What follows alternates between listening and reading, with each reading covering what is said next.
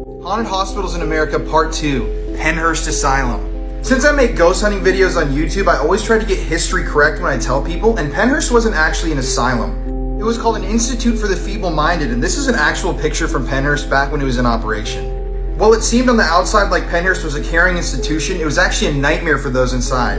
There were murders, suicides, assaults. This place was terrible for those that were living there. And in 1968, a local TV reporter actually snuck into Pennhurst and filmed the inside and exposed it for the terrible place that it was. This led to a massive closure of asylums across the United States and led Pennhurst to become abandoned in the late 80s. There are over 17 abandoned buildings on the campus, and in 2019, I was given access to have the entire place to myself for the night. I heard banging in the hallways, screaming in the tunnels underneath the asylum at 3 a.m. This place was no joke. You can go watch that full video on my YouTube channel, The Paranormal Files, but follow me on here for more haunted, spooky ghost content.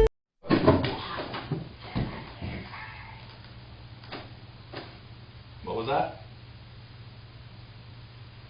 That's the thing that was setting off. This is Elisa Lamb's room in the Cecil Hotel, room 506. The door is open. We can go in. We hear the elevator going off down the hall. I don't know who's doing it. There's nobody over here. Do you guys hear that? The elevator is going off. Joey, the elevator is going off. Walk with me through the graveyards, but remember, it is not just what we see. There is more. This is a threshold, a place that is betwixt and between, spiritually as well as physically, for here at the foot of Canal Street, there are 15 graveyards that surround us, and many unusual occurrences and anomalies happen here today. A murder of crows. It was an omen, a sign, but of what?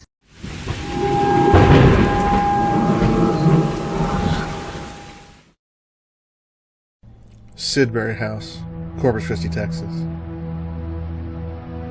During one of our investigations of this historical home, 3 of our investigators were trying to figure out how to shut off the AC. We had a camera set upstairs facing the hallway.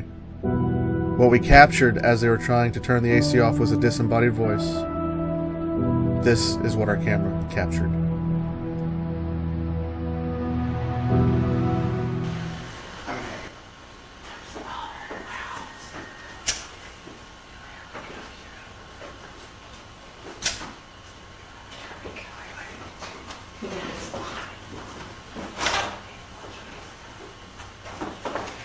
For more information about our investigations, follow us on Instagram, YouTube, Twitter, TikTok, and Facebook. I'm gonna try with all my might to get possessed. I took this screenshot while he was chanting something. I think he was trying to summon a demon. So after he was talking to Satan in the closet and his phone died, at 100%, I was like, I'm gonna bring out my screenshots.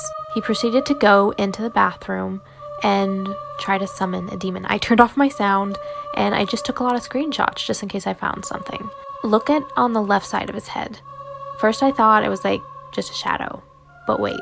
If you're not seeing what I'm seeing, let me trace it out for you. It is a whole ass demon.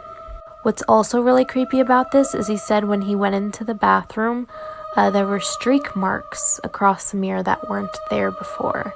And what's even weirder is when his phone died, he started talking about God and how you should just do whatever you want. He said it with such conviction in his voice, it was almost like it wasn't him talking. This honestly chills me to the bone. Welcome back to the Lake Shawnee Amusement Park. Let's talk about some of the ghosts that have been reported here over time. On and around the swing ride is where the ghost of a little girl who lost her life right there is said to roam. People have said to hear her giggling and laughing, and to this day they leave toys there to honor her memory. Not only are shadowy figures seen wandering the area where no one should be, but when looking into the reflection of the pond, the visage of a young boy can be seen. He may in fact be the boy who drowned there. While investigating overnight, people have claimed to have heard the sound of an actual amusement park as though it's in use, along with people talking, people singing in the distance, and numerous EVPs have been captured over the years. Even some of the buckets and swings that are still attached to those amusement park rides, stuck in the vines, have been heard swinging and rocking dramatically, as though someone is still sitting in them. If you'd like to see a full tour, it's on our YouTube channel. This is a legend about a man who had two faces. And a lot of people believe this story to be actually very true. On the front, he had a handsome, normal face, but he also had a terrifying disfigurement, another face on the back of his head. Now, what's creepy is that people describe this face as being very intelligent, and he was also said to be very terrible. Apparently, whenever Edward Mordrake would cry, the second face would smile and sneer. So the face on the back of his head would literally make fun of him when he was crying. Apparently, Edward was tormented by this face. It would keep him up all night saying horrible things to him, and he was eventually driven mad and died at the age of 22. He left a note behind saying the face needs to be destroyed after his death. The note read, "Lest it continue its dreadful whispering in my grave." Angry. Am I dead? Murdered. You're murdered? Killed. Christine. Christine was murdered? Father. Yes. Run. Do not. Do not run. Okay. Cheryl. Be careful. I will, thank you. Brother. Jessica. Is that your name? Amanda. Torturer. Shut up. Old.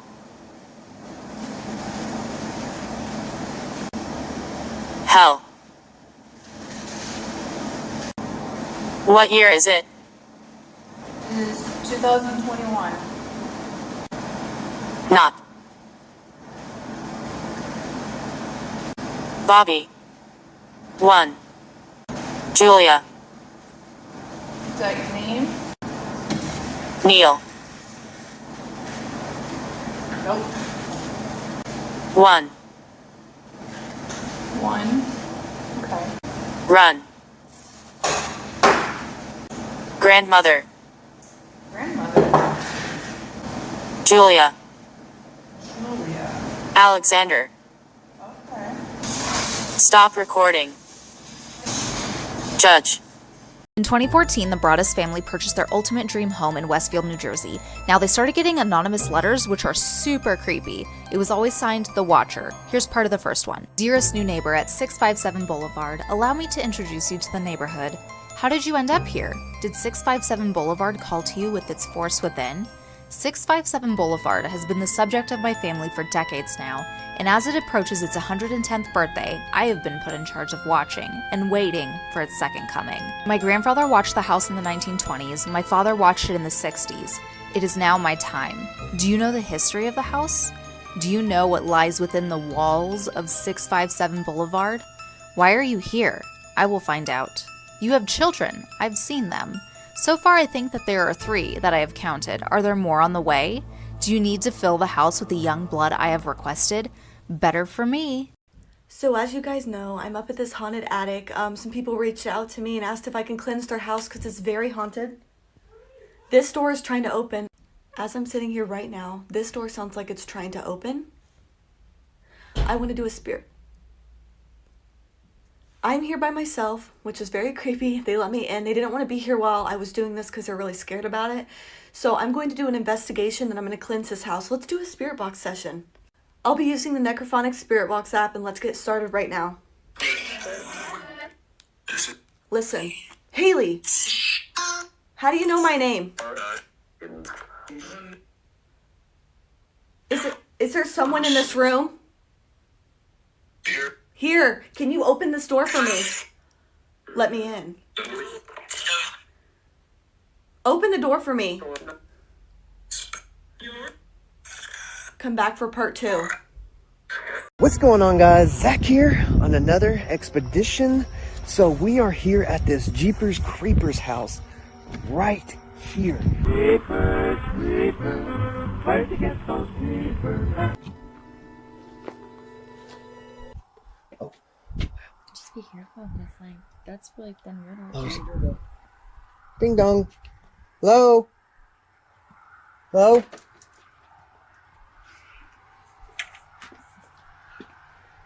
Hello? Hello? Hello?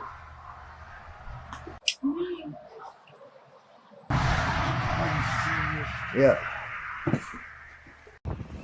Okay, here we are, Bonnie Parker's grave, the famous Bonnie and Clyde. This is where she's at. Just like Clyde's site, you know, bullets, cigarettes, alcohol are all here, so people obviously care and come out here and visit. And this is probably about 12 miles from where Clyde is buried. One of Bonnie Parker's wishes was she wanted to be buried next to Clyde when she died, and Bonnie Parker's mother wouldn't allow it.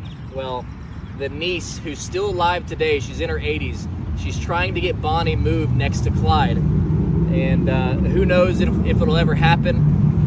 You know, when the niece dies, it'll probably never happen. So if it's gonna happen, it needs to happen soon for Bonnie and Clyde to be reunited. But over 40,000 people attended her funeral. So she definitely left her mark on history. Legend or fact. The Hills Have Eyes franchise was inspired by the Bean clan. In the 15th or 16th century, a Scottish family, made of 45 members, would secretly ambush, kill, and eat travelers. They were eventually caught by a better swordsman, quickly running away but later tracked down by soldiers. Immediately taken to Edinburgh and sentenced to death. It is said that they cannibalized over 1,000 people in the span of 25 years before being stopped. Their coastal cave was located in Benenhead between Girvan and Ballantrae. Comment below what your favorite horror movie is.